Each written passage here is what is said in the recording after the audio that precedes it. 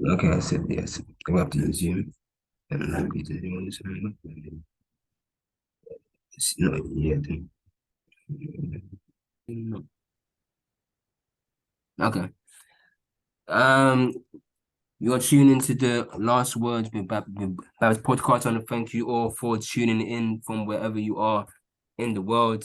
And here today I've got a special guest, Francis, who's got a great business who's really trying to buy people through the art of food, and he's on here to share his story, share his journey, and I'm happy to have him on. The first guest, I think, also of this year, so I'm happy to have him on, share his story, and inspire everybody here. So, Francis. Yes, yes, yes. Hello, people. Thank you so much, Babs, for having me here on my first podcast journey, as well. I'm really excited to be here to really share my story, as a entrepreneur and just really tell, my journey of, how I got here. Um, just, give a bit more of my childhood, growing up, what made me wanted to really be a business person, what motivated me, my long-term goals, and just a bit more about my business really and what I do and stuff like that, really. So that's what I'm going to be sharing with you guys today. Oh, sure. Okay, perfect. Okay, so let's go kick it off by you sort of sharing more about your journey, how it all started from the beginning or from school days to like now, to your sort of journey now. So to be fair, like the story dates back years ago. I was born, so I'm a twin. I have a twin sister, and other siblings too.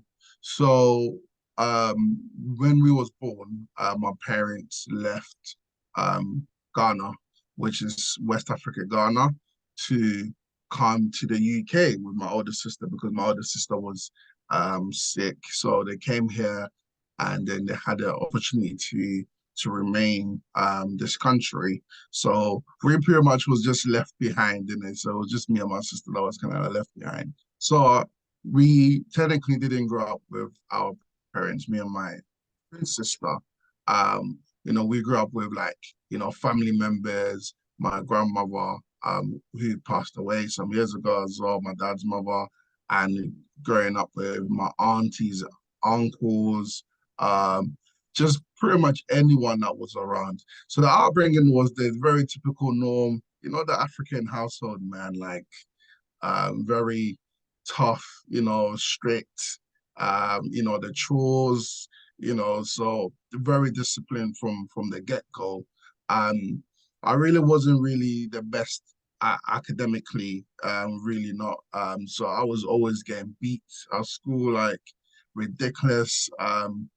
I tried to bump school life a lot of times just because I just hated it because it was like um, at that point in time, obviously growing up now, it makes sense because, I have dyslexia and I think back home, like, they don't really understand things like that, so I was just quite slow in school and stuff like that. So it was really challenging for me. Family members didn't really understand. They just thought I was dumb or something like that. So it was quite difficult, in that sense. Thinking, oh wow, why am I so different? Everyone just passing your stuff, but I'm just, not getting it and stuff like that. I didn't really know what was wrong with me. I was just being punished for it. But then it all kind of like took off. Said from that, it hit me one time, as a very young kid, like probably about six, I can remember. And I said, well, I mean, well, they seem like I can't do anything. You know, they think that I can't do nothing, that I'm stupid. And I remember saying to myself, well, I'm gonna be someone one day. I'm gonna like do something for myself. And then these people know that I can do something.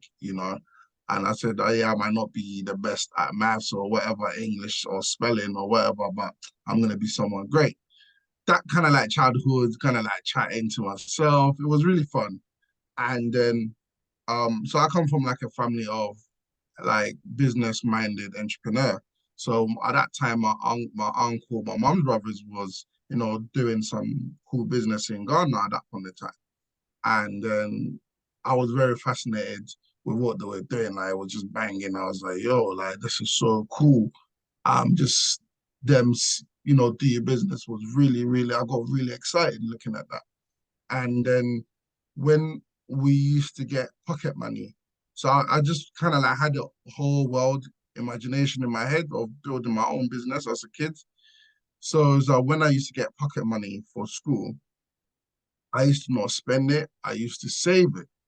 And then what I used to do is I used to loan it back to my uncles because they will maybe ask, oh, who has money in the house? Because to just go and buy something really quickly because they might not have immediate cash with them. And I'll be like, hey, yeah, I do. I can borrow you guys some money.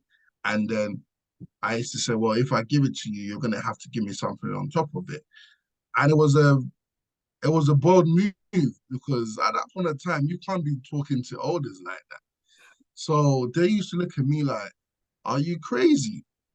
Like, like who gave you this authority to give me money and borrow? But I guess it was something that they liked as well because they saw a very hungry boy that just wanted to make something. So they agreed, on that terms. And then when I borrowed it, so it started from there. And I used to love the whole thing. And it all started also me doing something in school. I know like you hear all this story with these entrepreneurs like, yeah, like they used to do whatever in school, but this is like really real. So I used to like organize my friends and charge their money and have like a cooking party at my house and I get beat for it at the end of the day. So it all started off like that. So I'll take like little money from the boys, girls, and I would invite all of them to my house and have like a cooking sort of like party.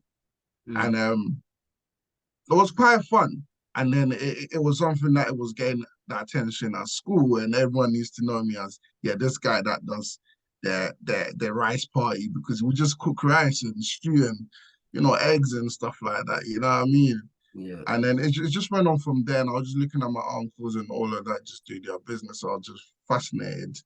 And then it just, you know, as time, moved, went on, we got the opportunity to come to the UK, London. And then me and my sister came here the year, I think, probably 2007, 2007, I mean. And then, coming here for the first time, it was like, yo, like, it was a whole different place. It was cold at that point in time. And I was like, yo, what is this? Like, it was steaming cold and everything was just different.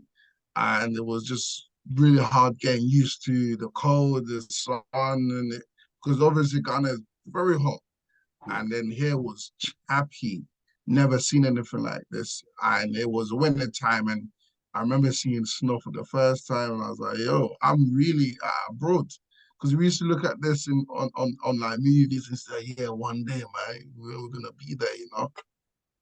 So then that time started, and just went school, and so from there, I didn't really stop the journey.